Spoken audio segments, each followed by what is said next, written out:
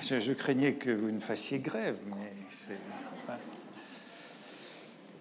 Vous êtes là, et nous allons donc continuer à parler de Proust, essayiste, et aujourd'hui je voudrais concentrer mon attention autour de ce terme d'essayiste lui-même. Nous avons vu la semaine dernière que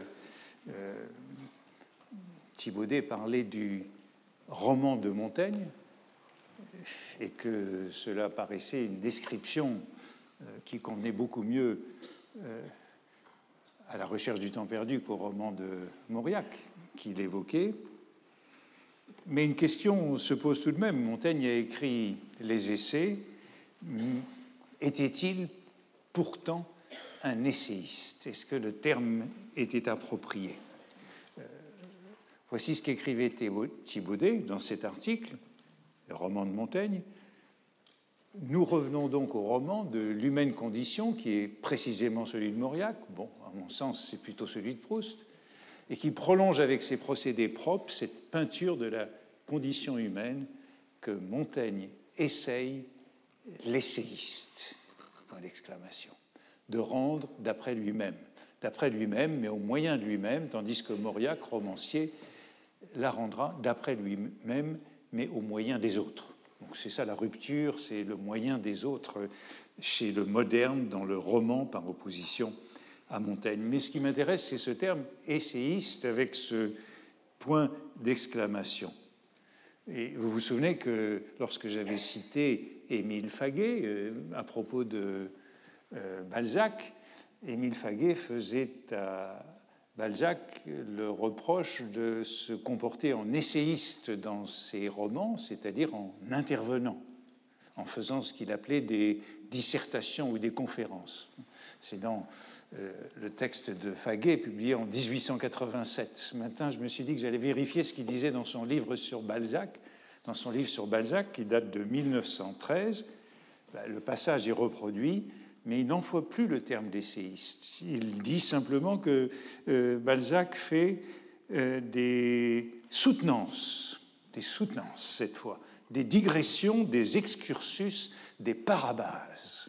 Il intervient par des parabases, comme le Coryphée dans son roman.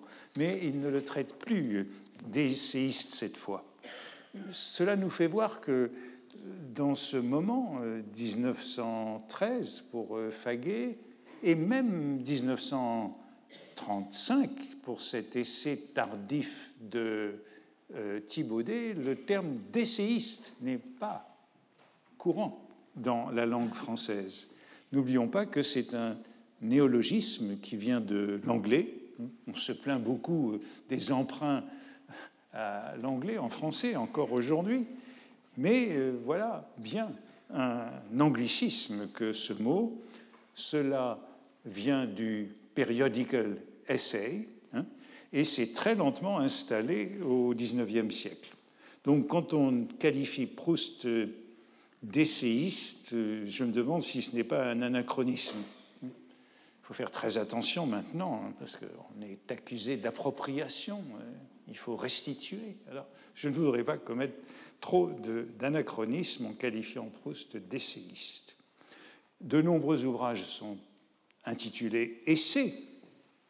Cela vient toujours de l'anglais, mais Stendhal est l'un des premiers à présenter son livre de l'amour comme un essai sur l'amour, et c'est seulement en 1842, dans la 3e préface. Et c'est intéressant parce qu'il le qualifie de physiologie de l'amour ou d'essai sur l'amour.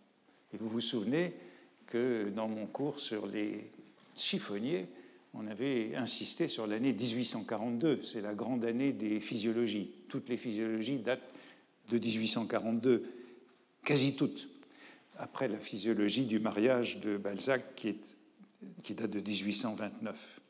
Donc, essai sur l'amour.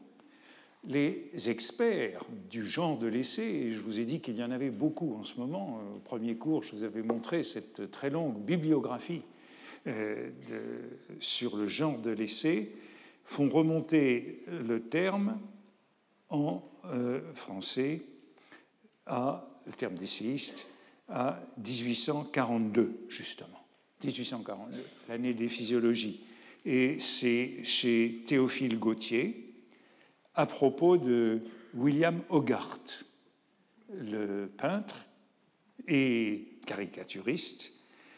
C'est une visite à la National Gallery de Londres qui est relatée dans Une journée à Londres. C'est une chronique fantaisiste publiée dans la Revue des Deux Mondes, c'est revue qui a pour fonction de raconter des voyages, du 15 avril 1842. Puis cette chronique est recueillie par Gautier dans le petit volume qui s'appelle Zigzag, justement, puis republié ensuite sous le titre Caprice et Zigzag. Donc ça nous montre bien que la configuration dans laquelle le mot d'essayiste apparaît en français, du côté de la fantaisie, du côté du caprice et du zigzag. Et Gautier écrit « S'il fut jamais un peintre selon le cœur des moralistes et des utilitaires, assurément c'est Hogarth. » Autrement dit, la peinture d'Hogarth, c'est de la peinture de moraliste, c'est de la peinture à thèse. Tout dépend dans cette peinture de l'idée à faire passer, et le résultat, dit Gautier, cela fait de la peinture abominable, bonne pour des Quakers, des Wesleyens, des méthodistes et des anabaptistes, sans aucun rapport ni avec le dessin ni avec la couleur. Autrement dit, ce n'est pas de la peinture, c'est de la littérature. On y apprend tous les inconvénients des ménages mal assortis. Et il pense à cette grande série qui est à la National Gallery, puisque c'est un voyage à la National Gallery, le mariage à la mode. Voici la première de la série de 6 sujets moraux modernes, très répandus par des estampes. J'évoquais la semaine passée l'estampe que Proust avait achetée, le tout Marcellus Eris. Dans le lot que Proust avait acheté en 1910, il y avait aussi 2 planches de Hogarth, celle-ci qui s'appelle l'Orgie en français, dans A Rake's Progress, et celle-ci, Canvassing for Election, for Votes, de 1735 et 1755. On ne sait pas très bien pourquoi Proust a acheté ces gravures, sans doute pour en faire des cadeaux à des amis. En tout cas, il avait acheté en 1910 ce genre de gravure de Hogarth. Vous voyez que ce n'était pas un éloge lorsque Gautier allait qualifier Hogarth d'essayiste. Quand il conclut, il nous semble qu'Hogarth n'a pas marché dans sa voie et s'est trompé de vocation. Cela arrive plus souvent qu'on ne croit. La plume lui convenait mieux que le pinceau. Il aurait été un remarquable essayiste, un parfait écrivain de mœurs. Hogarth était donc plus écrivain que peintre. Bon, si on se souvient des cours que j'avais faits sur Baudelaire, dans les caricaturistes français et étrangers, qui datent de la même année, 1845, le texte de Gautier, par exemple 1842, d'abord dans le Revue des Deux Mondes, les textes de Baudelaire sur la caricature, c'est 45-46, et il s'en prend également aux caricaturistes qui sont trop littéraires. Vous vous souvenez, c'est Gavarni qui est condamné par opposition à Daumier. Gavarni, c'est trop littéraire. Et de Hogarth, eh bien, Baudelaire disait la même chose. Baudelaire disait qu'il était un moraliste avant tout, et il disait, pour le spectateur, j'allais, je crois, dire pour le lecteur. Voilà de la peinture que l'on lit au lieu de la regarder. Et cela a pour résultat que Baudelaire, comme Gautier, la condamne. Et vous voyez que l'essayiste, c'est donc l'écrivain de mœurs, le moraliste utilitaire. Jules Janin, dans l'introduction des Français peints par eux-mêmes, en 1840, c'est toujours le même moment, pour faire valoir que désormais l'entreprise du moraliste doit être collective, On ne peut plus procéder comme La Bruyère dans le monde moderne qui est devenu trop compliqué. Jules Janin écrivait « Maintenant, comment donc le même moraliste, le même écrivain de mœurs, pourrait-il pénétrer dans toutes ces régions lointaines dont il ne connaît ni les routes, ni la langue, ni la coutume ?» Vous voyez qu'il y a donc bien une équivalence entre essayiste, moraliste, physiologiste, écrivain de mœurs. Tout ça veut dire à peu près la même chose avec cette addition chez Gautier de l'utilitarisme. En vérité, l'emploi d'essayiste en français est plus ancien que ce qu'avancent les experts. Et je me suis dit que puisque cela venait de l'anglais, il fallait regarder dans la Revue britannique. La Revue britannique, c'est la grande revue qui est fondée en 1825 et qui traduit les revues anglaises. Puisque le mot vient de l'anglais, du Periodical Essays, sans doute fallait-il chercher là pour trouver des occurrences antérieures, notamment à Gautier et à 1842, et je l'y trouve dès 1830. Donc les débuts de cette revue, on commence à parler d'essayistes dans un article intitulé, c'est la traduction d'un article de l'Edinburgh Review, c'est la grande revue, la revue qui a introduit le genre, l'Edinburgh Review, on trouve le mot essayiste dans la revue britannique pour traduire un article de la revue de l'Edinburgh Review intitulé en français « Esprit de la société en France et en Angleterre en décembre 1830 ». Et voici l'article qui porte sur cette naissance de l'essayisme en Angleterre. Sous le règne d'Anne, eh bien, la nombreuse famille... Bon, j'ai cassé cet objet. La nombreuse famille des essayistes. Et vous voyez que le mot figure en italique avec un appel de notes, définition des essayistes, auteurs d'essais périodiques, Johnson, Steele, Hawkesworth, Swift, Goldsmith, Armstrong, Walpole, Pope, Canning, Hazlitt, dans ces derniers temps, ont enrichi de leurs essais cette branche féconde et curieuse de la littérature anglaise. C'est bien étranger. Cela n'appartient pas à la littérature française. Et dans un autre article, un peu plus tard, de la même revue britannique, ce qui est traduit, c'est un portrait de Macaulay, qui est le type même de l'essayiste. S'il y a un modèle de l'essayiste anglais, c'est Macaulay, qui a été poète, historien et homme politique. Il combine ces trois qualités, et Macaulay, c'est donc l'essayiste par excellence. Et voici un autre article de la même revue, donc sur Macaulay, où on voit la revue britannique a successivement traduit, donc elle a traduit beaucoup des essais de Macaulay, l'essai sur Bacon, l'essai sur Machiavel, l'essai sur Lord Clive, l'essai sur Milton, l'essai sur les deux Walpole, etc. Et cela suppose aussi un appel de notes.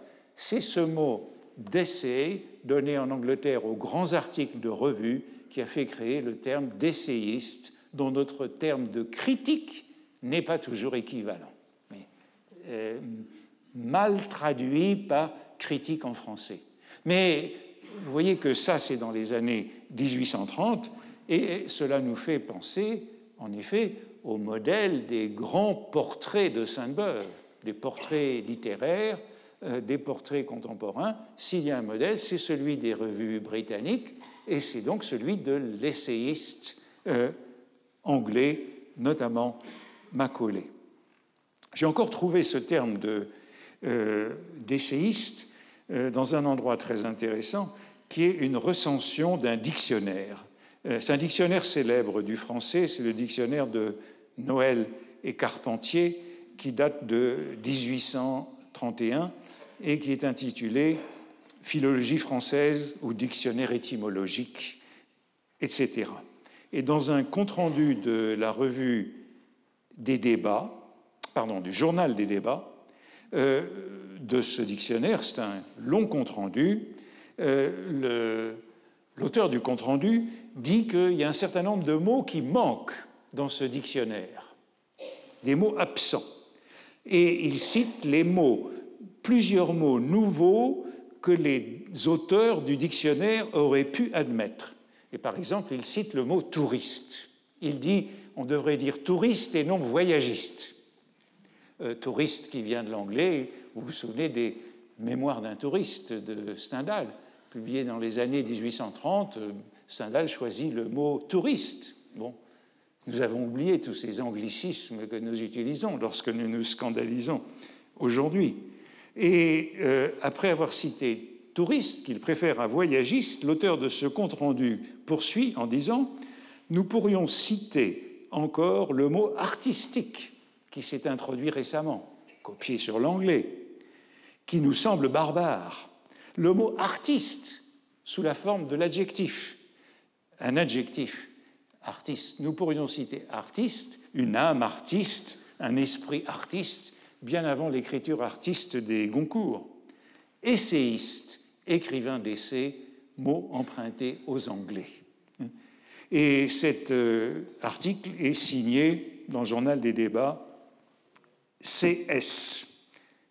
CS, c'est Filaret-Chasles, l'un de mes prédécesseurs au Collège de France, professeur de littérature comparée et traducteur de Shakespeare. Voyez que c'est un intérêt qui amène Filaret-Chasles.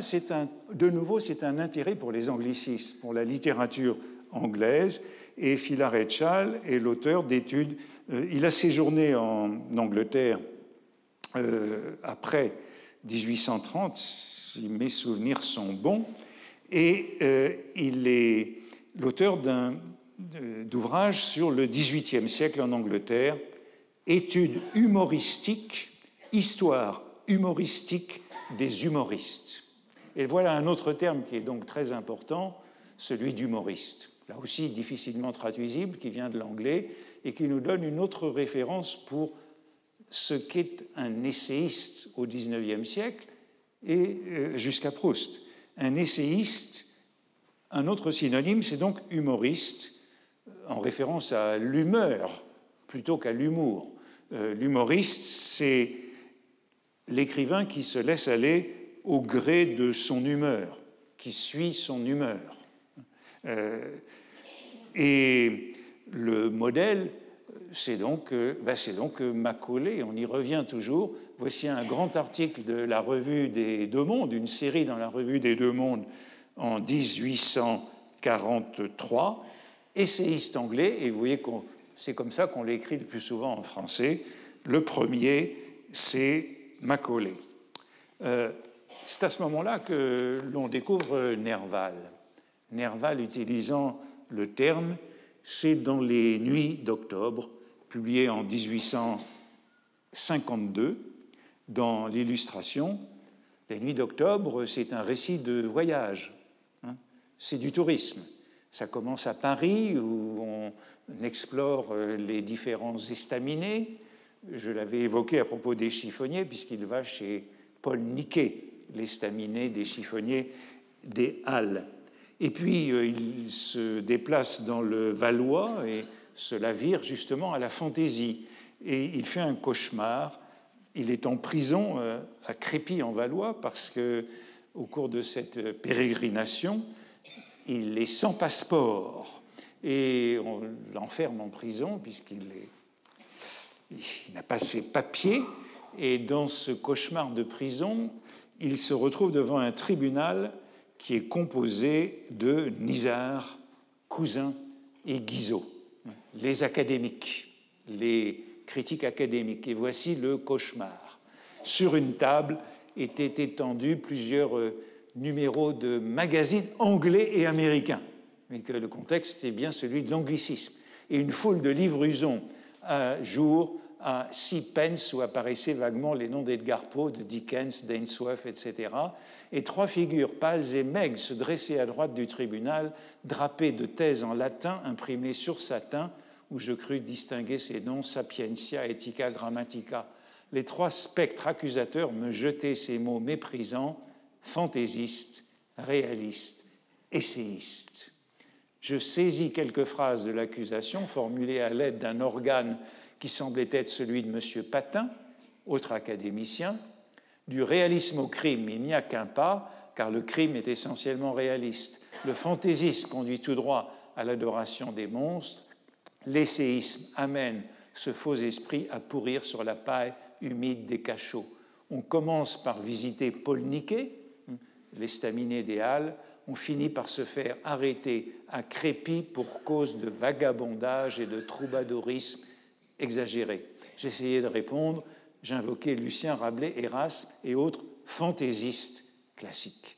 Je sentis alors que je devenais prétentieux. Vous voyez qu'il y a des accusations contemporaines qui sont celles de réalisme, le réalisme qui est nouveau, de fantaisisme et d'humorisme, tout ça avec essayisme, qui est peut-être moins familier, mais on a cette dimension transgressive, expérimentale, et il me semble que le mot a pris au sens français que Nerval lui donnait ici, c'est Nerval qui est l'essayiste. Par exemple, pour Champfleury, qui même avant ce texte des Nuits d'octobre, qualifiait déjà Nerval d'essayiste en 1849, dans un portrait de Nerval. Comme homme, Gérard est un excentrique, comme littérateur, Gérard est un essayiste. Et ensuite, la comparaison est bien anglaise. Le modèle, c'est Charles Lamb, doux écrivain anglais. En lisant quelques fragments de l'humoriste anglais, donc vous voyez tous les termes, humoriste, fantaisiste, essayiste, excentrique. Et la note qui est plus tardive, elle est ajoutée lorsque Champfleury reprend son article en volume pour préciser pourquoi il comparait Nerval à Charles Lamb, humoriste et fantaisiste. Eh bien, il n'avait pas osé dire en 1849 ce qu'il dira après la mort de Nerval, que Charles Lamb était fou, enfermé dans une maison de fous. Et c'est ce qui justifiait à ses yeux cette comparaison implicite. Plus tard, Champfleury récidivera, il traite encore Gérard de Nerval d'essayiste. C'est dans un texte bien plus tardif, en 1883, mais c'est un texte intéressant.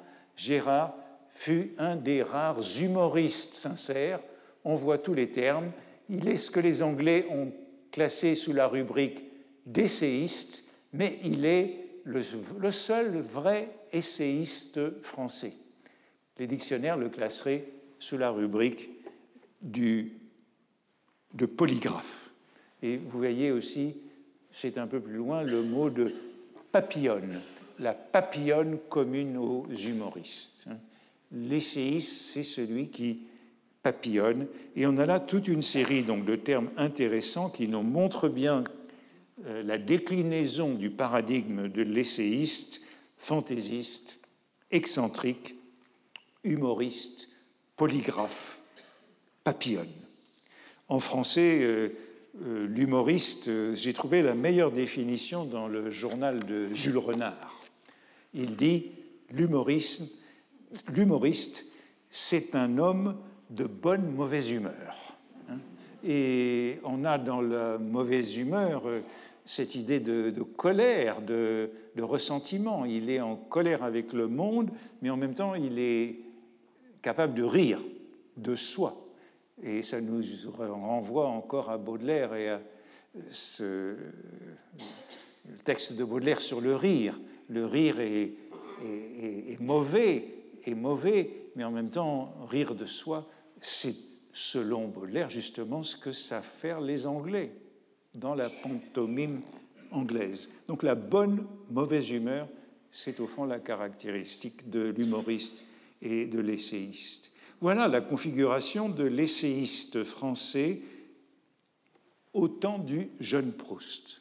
Et je crois que cela nous permet de mieux comprendre ce qu'il dit de Nerval dans les Cahiers Sainte-Beuve, dans le Contre Sainte-Beuve, puisqu'il s'intéresse à cette ambiguïté de Nerval. C'est quelque chose qui dérange Proust, ce papillonnage, cette polygraphie, parce que quand on veut écrire, il faut écrire dans un genre déterminé. Et voici ce qu'il dit de Nerval dans le Contre Sainte-Beuve. Or, il n'y a nullement solution de continuité entre Gérard, poète, et l'auteur de Sylvie. On peut même dire, et c'est évidemment un des reproches qu'on peut lui faire, une des choses qui montre en lui tout de même l'auteur, sinon de second ordre, du moins sans génie vraiment déterminé. Il n'a pas de théorie, Nerval, hein. Il n'a pas de... C'est toujours cette idée que Proust voudrait qu'il y ait une préconception de l'œuvre, hein, sans génie vraiment déterminé, créant sa forme d'art en même temps que sa pensée, que ses vers et ses nouvelles ne sont, comme les petits poèmes en prose de Baudelaire et les Fleurs du mal, par exemple, que des tentatives différentes pour exprimer la même chose. Chez de tels génies, la vision intérieure est bien certaine, bien forte, mais maladie de la volonté ou manque d'instinct déterminé, deuxième fois que ce terme de déterminé intervient, il y a indétermination chez Nerval ou chez Baudelaire, prédominance de l'intelligence qui indique plutôt les voies différentes qu'elles ne passent en une. On essaye en vers, on essaye, voilà le mot essayer. On essaye en vers, puis pour ne pas perdre la première idée, on fait en prose. C'est dans le cahier 5 des cahiers Sainte-Beuve, et vous voyez ce grief contre Nerval et contre Baudelaire, qu'ils ne sont pas des écrivains dans un genre déterminé, qu'ils ont essayé plusieurs fois en vers et en prose. C'est un petit peu le grief que formulera Proust plus tard contre Péguy. Péguy qui ne se décide jamais et qui est un génie indéterminé et qui accumule les formulations. Et Gérard dit Proust dans ce cahier, peut-être y a-t-il encore un peu trop d'intelligence chez lui. Donc, il y a aussi ce procès de l'intelligence qui fait qu'il n'arrive pas à se déterminer. Tout ça, vous voyez, est intéressant pour comprendre ce que c'est qu'un essayiste à ce moment-là. Charlus, dans La prisonnière, demande au narrateur, chez les Verdurins, d'intervenir auprès de Bergotte. En fait, Bergotte est déjà mort à ce moment-là, mais Proust l'a oublié. C'est une addition à La prisonnière. Et Charlus donc demande au narrateur d'intervenir auprès de Bergotte pour obtenir un article de lui, de Bergotte, sur les proses de Morel. Morel, le violoniste, s'est mis à écrire. Et voici ce que dit M. Charlus. Vous savez, les illustres ont souvent autre chose à penser. Ils sont adulés, ils ne s'intéressent guère qu'à eux-mêmes. Mais Bergotte, qui est vraiment simple et serviable, doit faire passer aux Gaulois, ou je ne sais où, ces petites chroniques, moitié d'un humoriste et d'un musicien, qui sont vraiment très jolies, et je serais vraiment très content que Charlie ajoute à son violon ce petit brin de plume d'Ingres. Et on a donc une allusion à ces petites chroniques. Les chroniques, il y a toujours ce petit de Proust, le petit essai qui sauve, moitié humoriste, moitié musicien. Je reviendrai à cet épisode parce que ce journalisme de Bergotte est intéressant justement dans le refus par Proust de l'essayisme pour son narrateur, refus de l'essayisme journalistique. Donc, il y a même une répétition un peu plus bas dans la page, hein, c'est une page qui n'est pas vraiment achevée, où Proust parle de ces sortes de chroniques moitié humoristiques sur la musique.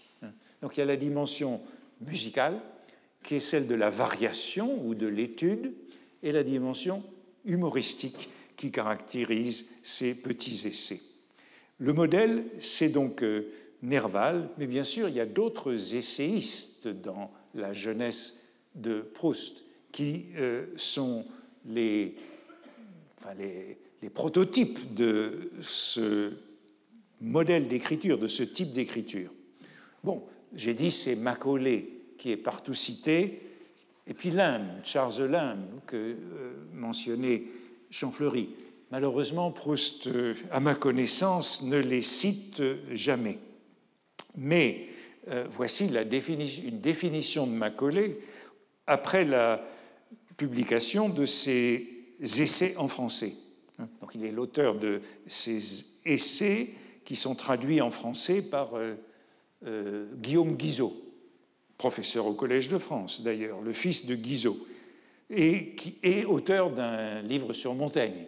La liaison entre Montaigne est partout présent chez les auteurs anglais. Guizot est donc l'auteur d'un livre sur Montaigne, livre posthume, avec une préface d'Émile Faguet d'ailleurs.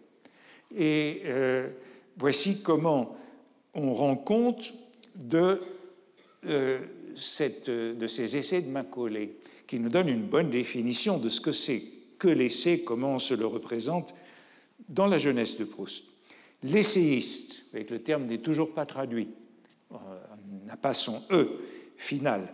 L'essayiste se distingue du moraliste, de l'historien, du critique littéraire, du biographe, de l'écrivain politique, et pourtant il emprunte quelques traits à chacun d'eux.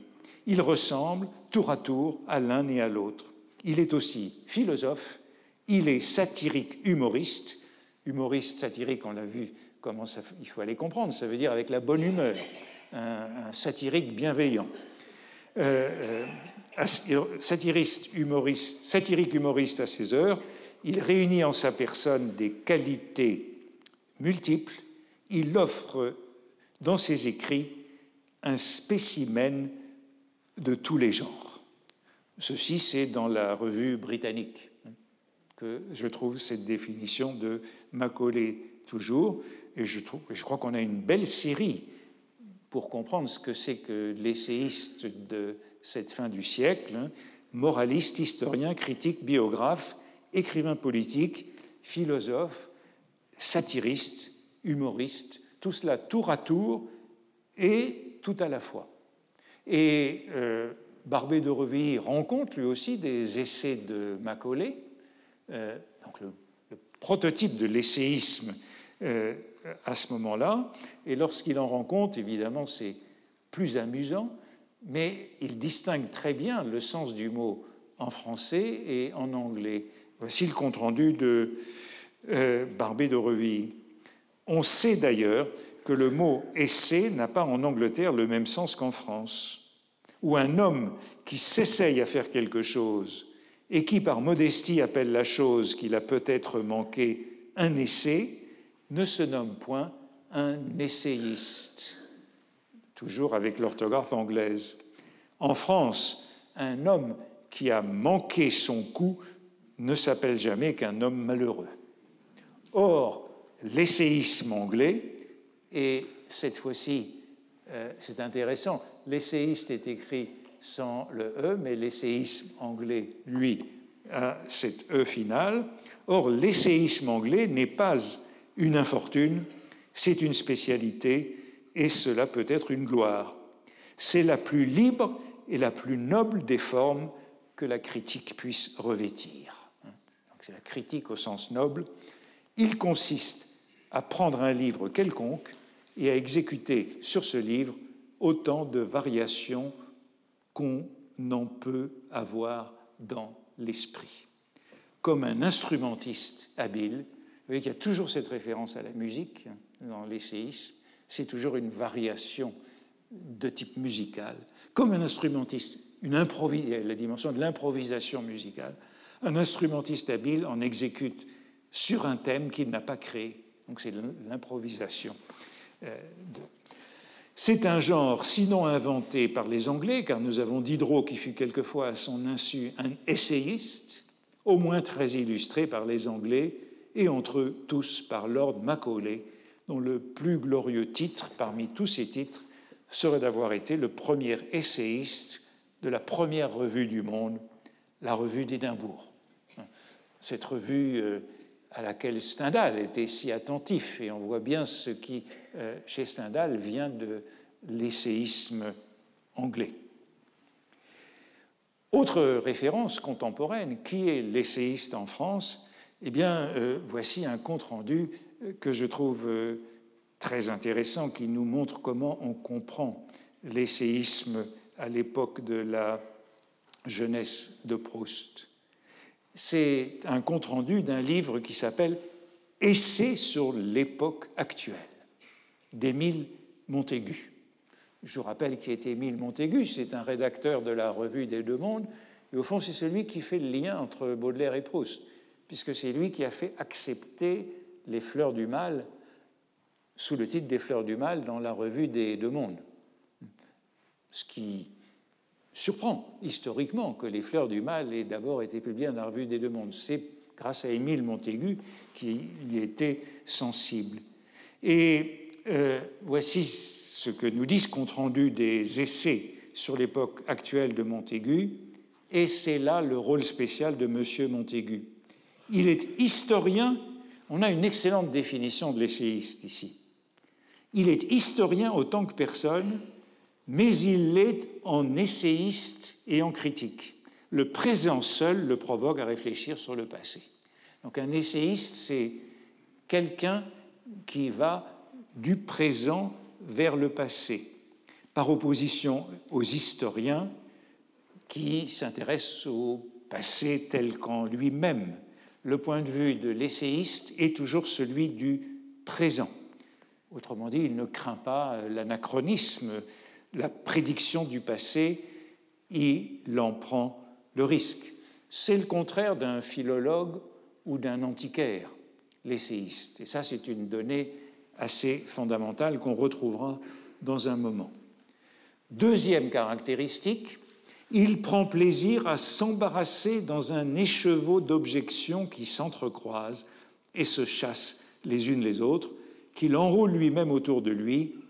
En cela, surtout essayiste, le propre de l'essayiste étant de semer beaucoup d'idées sans trop se préoccuper d'en tirer des conclusions exactes que le temps se chargera toujours assez de tirer pour lui. Ce deuxième trait a affaire donc à la complication et la contradiction, l'ambiguïté et le paradoxe, au lieu de la recherche d'une conclusion, d'une leçon univoque. L'essayiste rend compte de la complexité, et je crois que cela nous renvoie encore à ce caractère que nous avions évoqué la semaine dernière dans ce roman de Montaigne avec Thibaudet. C'était la même caractéristique qu'il attachait à ce roman de Montaigne. Et puis le troisième trait, ces jugements à grands traits sur l'histoire, M. Montaigu en tempère la gravité en y mêlant sans cesse de sa propre vie et de ses impressions les plus personnelles. Donc à l'intérêt pour l'histoire, eh bien, se mêlent les anecdotes, les récits. Comme la semaine passée, Thibaudet parlait du romancement chez Montaigne. Et c'est là encore un privilège de l'essayiste dont l'historien ne saurait user directement sans courir le risque d'être bizarre. Il se trouve, voilà, j'arrête là, sans courir le risque d'être bizarre. Vous voyez qu'il me semble que là, on a une très bonne définition de l'essayisme appliquée à Émile Montaigu, qui, comme je vous le disais, fait parfaitement la liaison entre Baudelaire et Proust. C'est donc un des rédacteurs de la Revue des Deux Mondes qui a fait admettre Baudelaire en 1800. L'année m'échappe, mais peu avant 1857, 1852, je crois. Émile Montaigu est, par ailleurs, lui aussi un angliciste. C'est le traducteur de Shakespeare. C'est dans sa traduction que Proust a lu Shakespeare. Et lorsque Proust cite Shakespeare par exemple, l'épigraphe des plaisirs et les jours de Hamlet, c'est la traduction de Montaigu. Et puis surtout, pourquoi Montaigu est important pour Proust? C'est parce qu'il est le traducteur d'Emerson. Et Proust a lu Emerson, qui est vraiment alors le modèle de l'essayisme proustien. Emerson a été traduit par Montaigu, les essais de philosophie américaine. Il est le premier qui ait parlé d'Emerson dans la Revue des Deux Mondes dès 1847. C'est comme ça que Baudelaire s'intéresse à Emerson. Avant Proust, il est le traducteur des essais de philosophie américaine d'Emerson, publié en 1851, avec une longue introduction qui contient de nombreuses références à Montaigne et à l'essai. Montaigne est là à toutes les pages de cette introduction.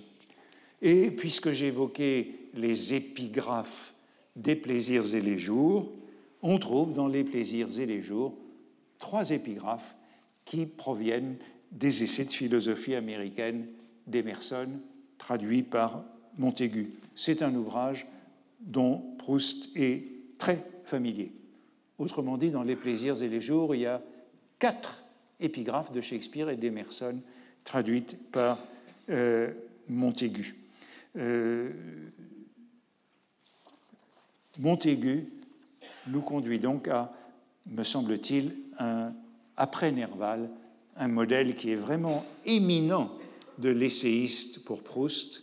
C'est donc Emerson, qu'il lisait, dit-il, avec ivresse en 1895, l'époque de Jean Santeuil. C'est dans une lettre à Reynaldo Hahn, où il emploie ce mot d'ivresse, du 18 janvier 1895, et il le lit donc dans cette traduction de Montaigu, de la philosophie, des essais de philosophie américaine.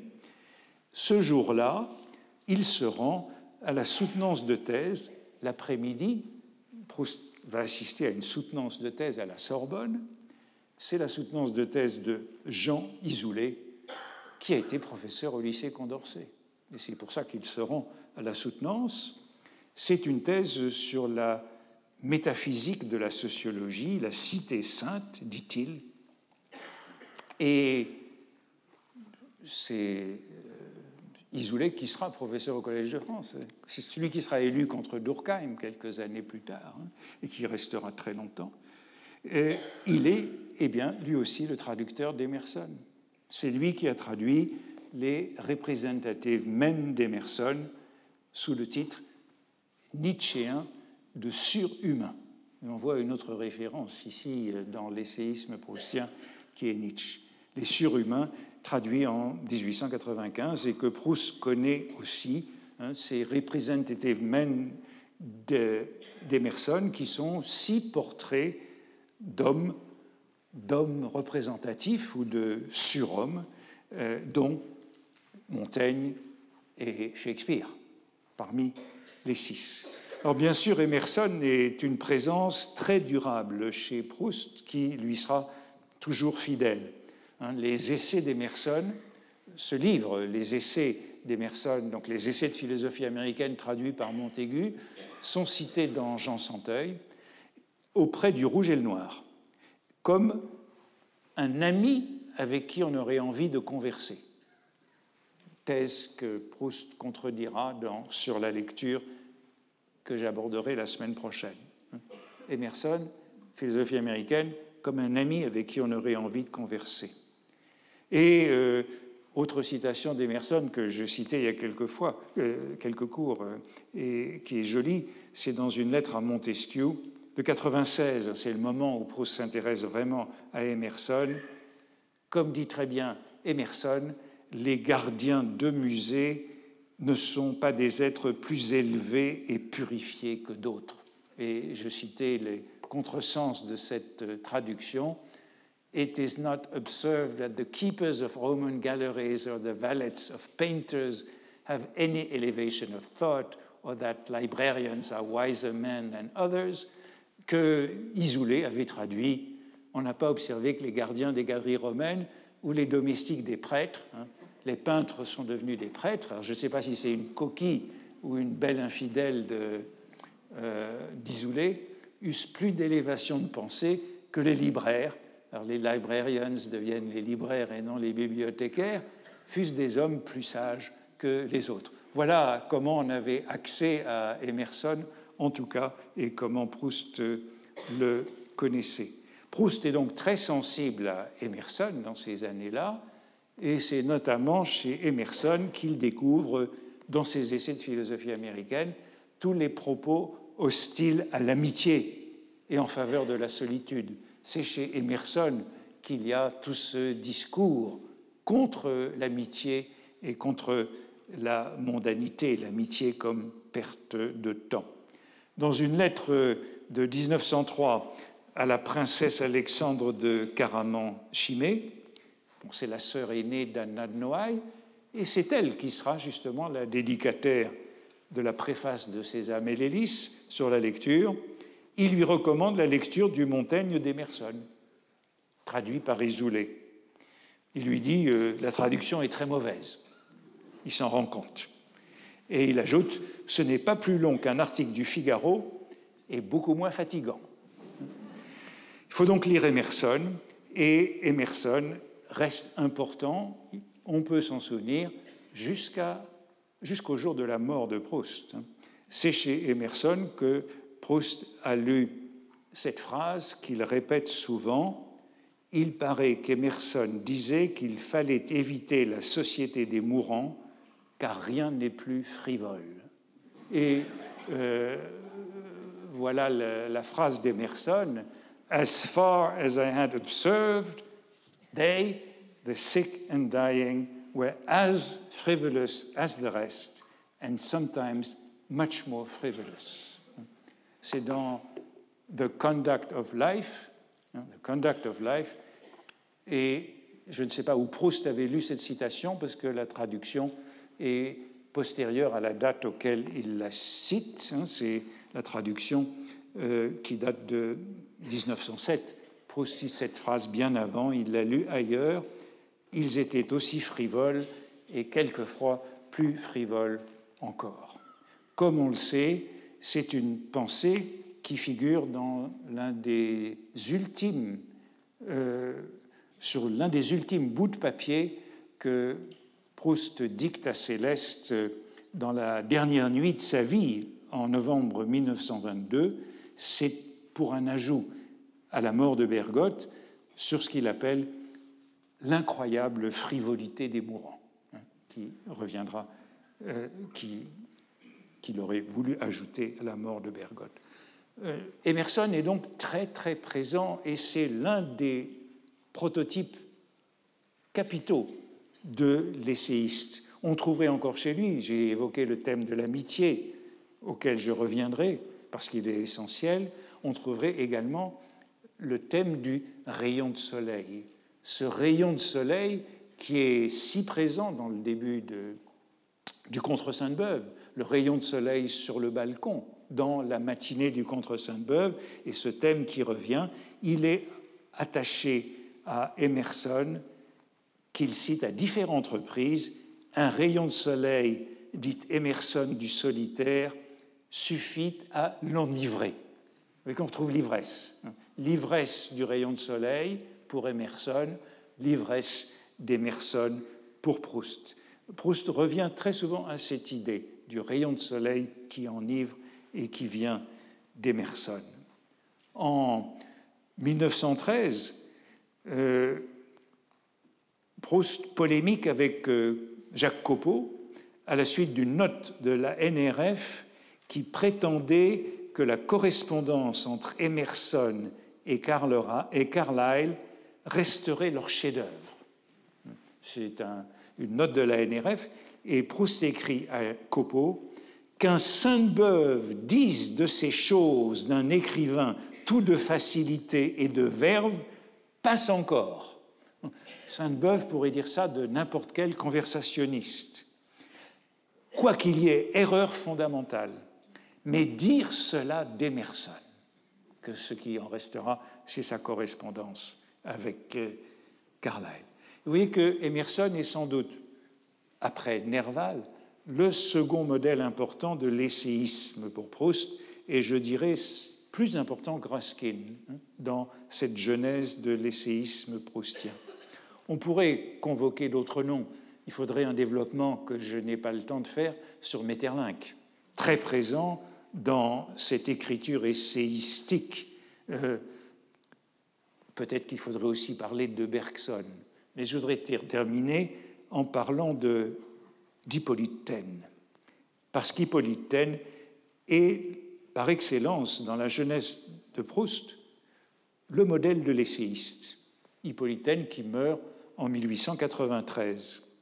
N'oublions pas qu'Hippolyte Taine est l'auteur d'une histoire de la littérature anglaise. C'est dans cette préface, texte que Proust connaît, c'est dans la préface de l'histoire de la littérature anglaise qu'on a la phrase sur le sucre qui qualifie le scientisme de Taine.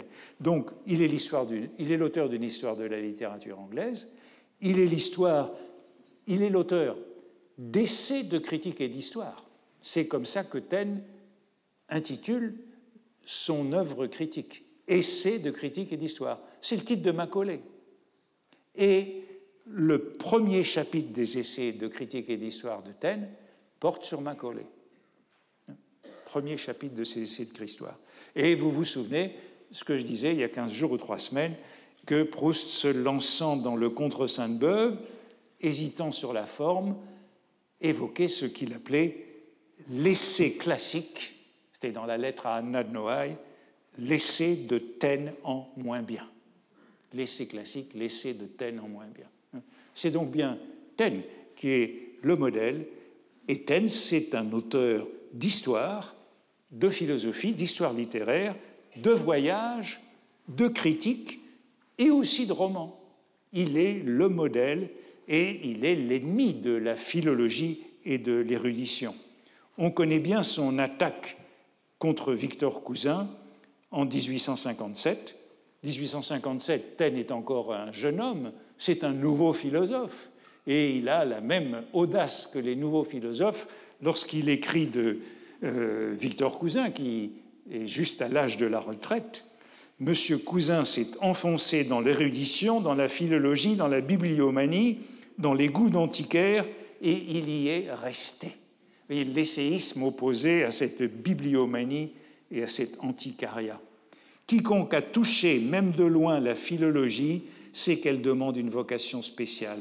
Fouiller des bibliothèques, déchiffrer d'horribles manuscrits, restaurer les textes mutilés, ce que nous faisons avec Proust, choisir entre les leçons, discuter l'authenticité du document, conjecturer son âge, chanceler partout sur le sol mouvant des probabilités, se plonger dans la foule querelleuse des commentateurs, user sa vue et sa pensée sur les sottises innombrables et sur les platitudes incroyables dont la populace littéraire et philosophique obstrue les œuvres des grands hommes, c'est là une étude si minutieuse, si stérile, en conclusion générale et en vérité certaine, qu'il fallait pour l'entreprendre les instincts et les habitudes d'un érudit.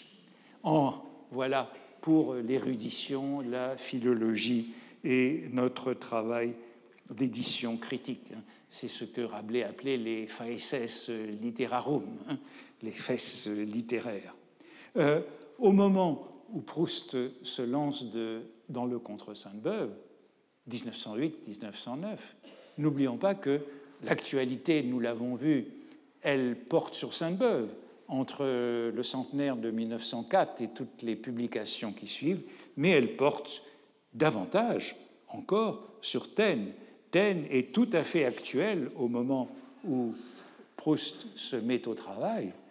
La correspondance de Taine est publiée en 4 volumes entre 1902 et 1907 chez Hachette, publication qui s'achève donc en 1907, et Victor Giraud publie un article le 1er février 1908 dans la Revue des Deux Mondes, où voici, c'est un compte-rendu de cette correspondance de Taine, les 4 volumes qui vient de s'achever, où il dit ceci de Taine: écarté de l'enseignement officiel, rendu à sa vie d'étudiant est forcé pour vivre de faire œuvre et métier d'écrivain plutôt que de philosophe, Taine s'improvise essayiste, voyageur, esthéticien critique et historien littéraire. Vous voyez que tout ça, ce sont les rôles qui... Vous voyez qu'on revient à Nerval, qui incarnait tous ces rôles. Ce Nerval polygraphe, selon Champfleury, et Taine n'aurait pas eu le choix. Il est essayiste parce qu'il doit vivre de sa plume. Taine, jeune normalien, a échoué à l'agrégation de philosophie en 1851, et malheureusement pour lui, en 1852, elle a été supprimée par le nouveau régime du prince-président. Et donc, faute d'agrégation, faute de déboucher dans la carrière rectiligne de Guizot, de Cousin ou de Villemain, ce qui explique son ressentiment contre Cousin en 1857, eh bien, il est condamné à écrire dans tous les genres pour vivre. Et il est toujours pris dans cette tension entre son esprit scientifique et son imagination artistique. Après la correspondance, publiée jusqu'en 1907, eh bien, on publie aussitôt après Étienne Méran, l'embryon de roman stendhalien de Taine, qui est publié dans la Revue des Deux Mondes le 15 mars et le 1er avril 1909, avec une préface de Paul Bourget. Et c'est un texte qui a été lu par Proust dans la Revue des Deux Mondes du 15 mars 1909. Et vous vous souvenez que le Contron Sainte-Beuve commence par la référence à l'essai de Taine et l'article de Bourget sur Sainte-Beuve. Et voici ce qu'on lit dans cette préface de Paul Bourget. C'est le début de la préface. Les pages qu'on va lire sont le début d'un roman que M. Taine entreprit de composer aux environs de 1861. Il avait alors un peu plus de 30 ans. Le 3e volume de sa correspondance nous apporte, cette correspondance qui vient d'être publiée, nous apporte un curieux document sur la crise intellectuelle qu'il traversait à cette époque. Ce sont quelques notes personnelles datées d'octobre 1862. M. Taine s'y demande, avec une évidente anxiété, s'il ne fait pas fausse route depuis des années. Ne s'est-il pas trompé en s'appliquant dans ses essais à concilier deux tendances contradictoires, celle du philosophe qui aligne des idées par fil, celle de l'artiste amoureux des sensations véhémentes, des mots et des images. Ça, c'est le dilemme de Proust en 1908. Et résumant sa propre œuvre avec la lucidité supérieure d'un beau génie critique qui se considère lui-même comme s'il était un autre, mon idée fondamentale a été qu'il faut reproduire l'émotion, la passion particulière à l'homme qu'on décrit, et de plus poser un à un tous les degrés de la génération logique. Bref, le peindre à la façon des artistes et en même temps le reconstruire à la façon des raisonneurs. En quelques lignes, voilà formulée l'antinomie à laquelle se sont heurtées toutes les intelligences qui ont possédé dans des proportions presque égales le don de la vision et le don de l'analyse. Dilemme de Taine, essayiste voulant être romancier, bon, c'est le drame de l'écrivain moderne. Et Bourget songe manifestement aussi à lui-même, auteur des essais de psychologie contemporaine. C'est comme ça qu'il a commencé. Et après cet incipit, pour caractériser ces écrivains qui ne savent pas se placer entre essais philosophiques et romans, qui cite-t-il? Balzac, Stendhal et Sainte-Beuve. On retrouve cette trilogie. Ce Balzac dont Faguet disait qu'il faisait des dissertations, ce Stendhal, tellement marqué par l'essayisme anglais, et puis Sainte-Beuve, qui a commencé par Joseph Delorme et Volupté, avant de passer au portrait. Ils ont cherché à concilier cette imagination artistique et cet esprit scientifique. ils sont attaqués parce qu'ils donnent des explications.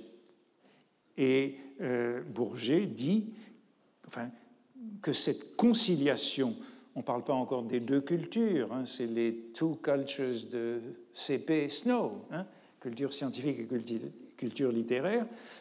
Bourget dit que ça donne le sentiment que les deux cultures, leur conciliation est impossible.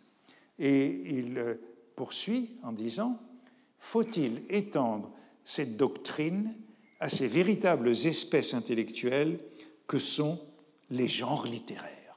Il s'agit bien d'une question de genre littéraire. Et plus généralement encore les arts.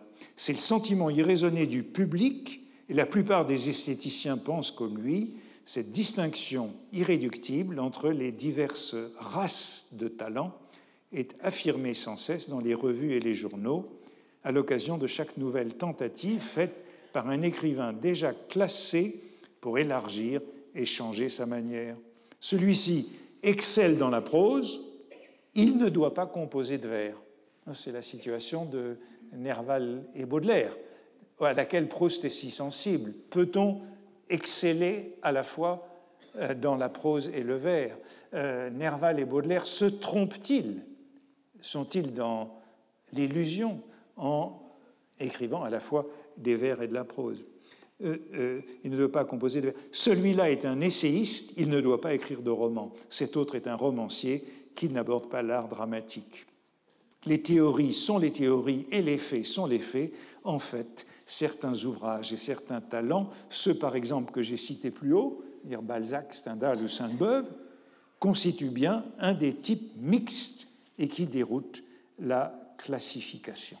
Alors le texte de Taine qui est le plus déroutant, ce n'est sans doute pas Étienne Méran, ce roman inachevé, ce sont les Notes sur Paris, vie et opinion de Frédéric Thomas Grindorge, dont on ne sait pas si c'est un roman ou un essai. Voilà le livre indécis par excellence.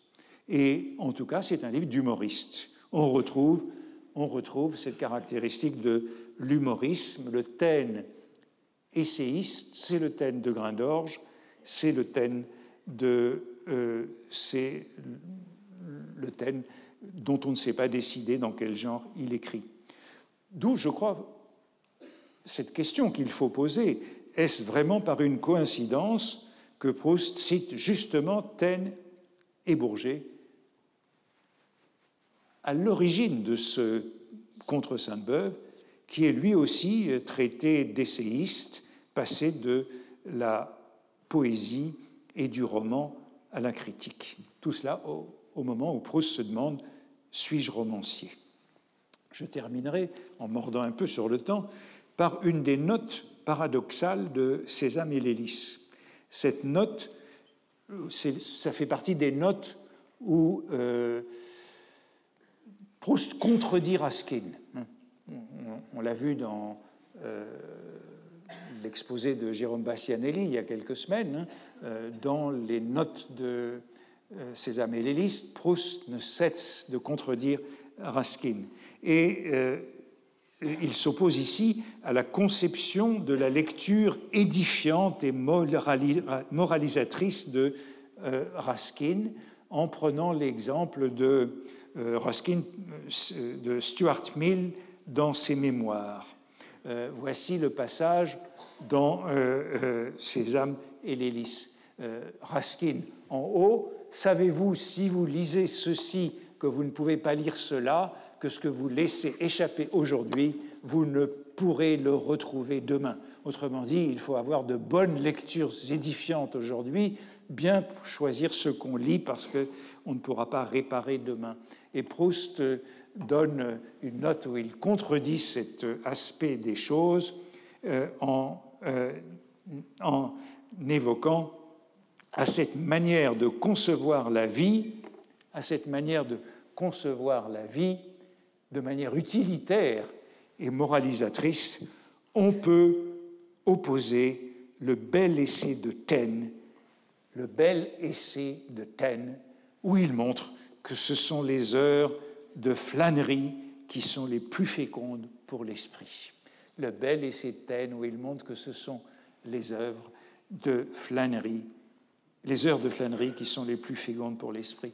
Et puis ensuite, Proust cite également George Eliot, le genre de vie si bien décrit dans une page d'Adam Bede.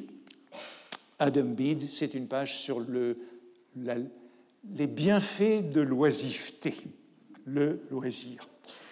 Alors, quel bel essai de Taine Proust a-t-il à l'esprit, ce bel essai sur la flânerie? Il s'agit d'un article sur Jefferson dans les nouveaux essais de critique et d'histoire.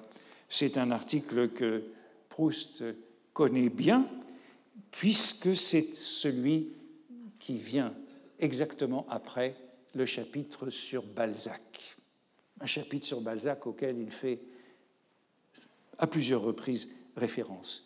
Et c'est la première page de l'article qui suit, donc l'article sur Balzac, où on trouve cet éloge de la vie de l'intellectuel, de la vie du lettré, comme d'une vie de flânerie.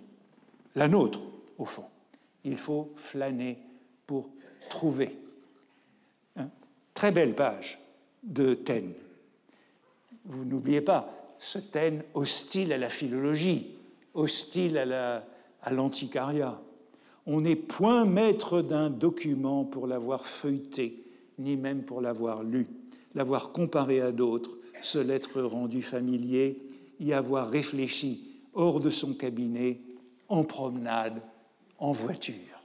Il faut se promener pour travailler. Les idées ne nous viennent pas à l'heure dite, on ne juge pas d'une époque au pied levé, on ne ressuscite pas à volonté dans son imagination et dans son esprit la figure d'un homme. Il faut attendre, laisser faire le temps, l'occasion, le hasard. Souvent, c'est un accident de la vie journalière, une observation domestique, une lecture de journal qui achèvent en nous une idée qu'après beaucoup d'efforts, nous avions laissée incomplète. C'est la définition de ce qu'on appelle aujourd'hui, ce qui est à la mode, la sérendipité. C'est la sérendipité du chercheur. On trouve par hasard, en flânant, on cherche quelque chose et on trouve autre chose. C'est ça, être un bon chercheur. Savoir qu'on a trouvé autre chose que ce qu'on cherchait. C'est ça qu'est dit Taine. Les idées d'un homme réfléchi ont leurs racines et leurs attaches dans toute sa vie spéculative et pratique, dans son moi profond, comme dirait Proust, dans tout son présent et dans tout son passé.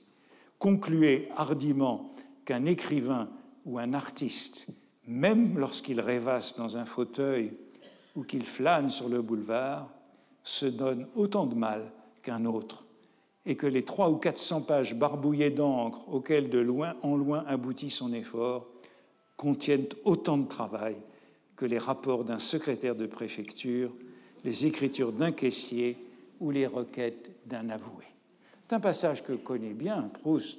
On se souvient de la page dont je n'ai pas le temps de parler dans Sodome et Gomorrhe, où il fait l'éloge de la flânerie et où il condamne les hommes occupés qui ne comprennent pas qu'il faut flâner pour trouver. Le bel essai de Taine sur la flânerie de l'essayisme développe à la fois une éthique de l'existence et une méthode de l'essayisme. Et on comprend que Proust ait donc été sensible à ce défi de Taine, analysé par Bourget, au moment même où il est en train d'entreprendre le Contre Sainte-Beuve et où le récit de flânerie submerge, engloutit l'essai critique. C'est ce qui se produit au début du Contre Sainte-Beuve, et c'est donc un moment que nous pourrions qualifier de sérendipité dans cette mode contemporaine. C'est en flânant qu'en trouvant, et voici le bel essai de Taine qui nous le prouve. Voilà ce que c'est que l'essayisme au moment de 1908 ou de 1909, où Proust se met à écrire. Et j'avais mis sur le frontispice de cette séance une 4e photographie auprès de Nerval, Taine et Emerson, celle de Robert Musil. Mais malheureusement, je n'ai pas le temps de le traiter. Il était le 4e dont il faudrait évoquer la conception de l'essayisme, puisque Musil, c'est très intéressant, cite exactement les mêmes références, à savoir Taine, Maeterlinck, Emerson et Nietzsche. Ce sont les modèles de l'essayisme chez Musil. Et nous avons donc là cette belle configuration que nous allons pouvoir explorer. La semaine prochaine, je parlerai donc sur la lecture comme prototype de l'essayisme proustien. Si vous voulez, vous pouvez le relire d'ici là. Merci.